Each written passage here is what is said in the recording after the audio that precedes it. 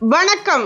இரவு தூங்கப் போகும் முன் நாளை ஏதோ ஒரு அற்புதமான விஷயம் நடக்கப் போகிறது என்று உங்களுக்குள் சொல்லிக் கொள்வது வெறும் நம்பிக்கை மட்டுமல்ல, அது உங்கள் ஆழ்மனத்திற்கும் பிரபஞ்சத்திற்கும் நீங்கள் கொடுக்கும் ஒரு அறிவிப்பு.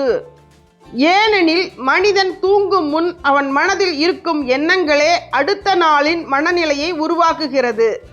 பயம், சந்தேகம், கவலை ஆகியவற்றுடன் உறங்கும் ஒருவர் மறுநாள் தடைகளை மட்டுமே அதிகமாக சந்திக்கிறார்கள். ஆனால் நம்பிக்கை, அமைதி, நல்ல எதிர்பார்ப்பு ஆகியவற்றுடன் உறங்கும் ஒருவர் வாய்ப்புகளையும் நல்ல மாற்றங்களையும் காணத் தொடங்குகிறார்கள். இதன் பின்னால் இருக்கும் ஆச்சரியமான உண்மை என்னவென்றால், உங்கள் ஒவ்வொரு எண்ணமும் ஒரு அதிர்வாக மாறி பிரபஞ்சத்தில் பரவுகிறது. அதே அதிர்வுகளை ஈர்த்து உங்களிடம் அனுபவங்களாக திருப்பிக் கொடுக்கிறது பிரபஞ்சம்.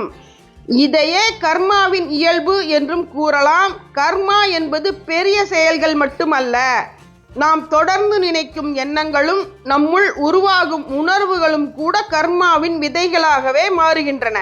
அதனால்தான் தூங்கும் முன் நம்பிக்கையை விதைக்கும் ஒருவர் தன் வாழ்க்கையில் நல்ல மாற்றங்களுக்கான மனநிலையை உருவாக்குகிறார். அந்த மனநிலைதான் வாய்ப்புகளை உணரச் செய்கிறது. அந்த வாய்ப்புகளை பயன்படுத்தும் செயல்தான் நல்ல கர்மாவாக மாறுகிறது. எனவே நேற்றைய கவலைகளை மனதில் சுமந்து கொண்டு உறங்காதீர்கள். அதற்கு பதிலாக நாளைய நாள் ஏதோ ஒரு நல்ல மாற்றத்தை கொண்டு வரும் என்ற நம்பிக்கை விதையை விதையுங்கள். அந்த விதையை பிரபஞ்சம் சூழ்நிலைகளாக வளர்க்கும். கர்மா அதை நற்பலன்களாக ஒரு நாள் உங்களிடம் அறுவடை செய்து கொண்டு வந்து தரும்.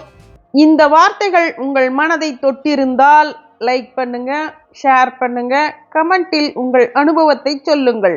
நன்றி.